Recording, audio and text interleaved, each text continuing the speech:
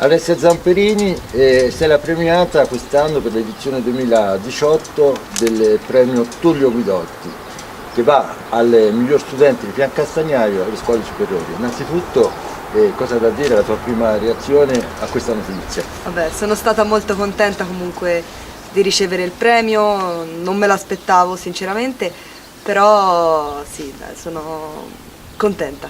Prima impressione contenta. Sei già all'università, però il premio si riferisce ovviamente alle scuole superiori. Certo. Qual è la scuola superiore che hai frequentato e la votazione? Certo. Io ho frequentato il liceo linguistico Lambruschini a Montalcino e il voto 100. Preso 100. 100. È l'ultima edizione. Vai a chiudere questo importante ciclo di premiazioni che il signor Tullio Guidotti, attraverso l'esecutrice testamentaria, la nipote Anna Paola Capocchi, consegnerà entro la fine di gennaio. Come ti senti a chiudere questo importante, perché si riferisce ai ragazzi di Piancastagnaio? Certo.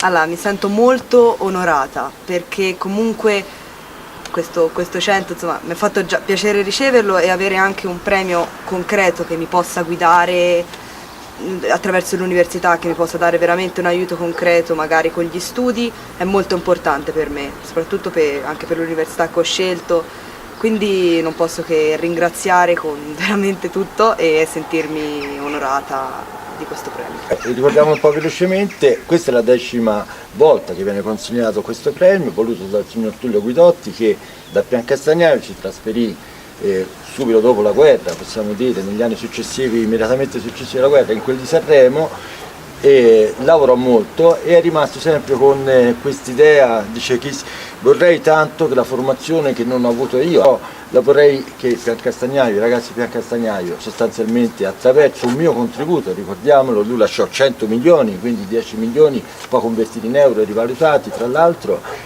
una sorta di borsa di studio. Hai già toccato il tasto dell'università, innanzitutto qual è la scelta, quali facoltà e dove? Allora, ho scelto matematica a Siena, anche se ho fatto il linguistico così, però ho scelto matematica perché mi è sempre piaciuta e comunque con le lingue ho detto ok, fermiamoci un attimo e facciamo magari un qualcosa di diverso, quindi ho scelto matematica. A Siena. Siena. Come ritrovi innanzitutto questo passaggio, come è stato? Benissimo, perché comunque siamo pochi, non siamo tantissimi, comunque a matematica siamo come una classe e quindi sono stata molto contenta anche dei compagni e dei professori che ho trovato, che comunque sono molto competenti nelle loro materie e mi sono trovata benissimo, se devo dire. Poi comunque siamo talmente pochi che qualche volta. Una borsa di studio ovviamente dedicata alla tua attuale professione, perché studente è il tuo lavoro, certo. Però insomma è anche un riconoscimento verso la tua famiglia, un babbo, certo. Una mamma che ti hanno sempre appoggiato. Cosa vuol dire a loro? Grazie, grazie perché mi hanno sempre sostenuto e magari anche qualche volta lasciato fare quello che magari più piaceva a me.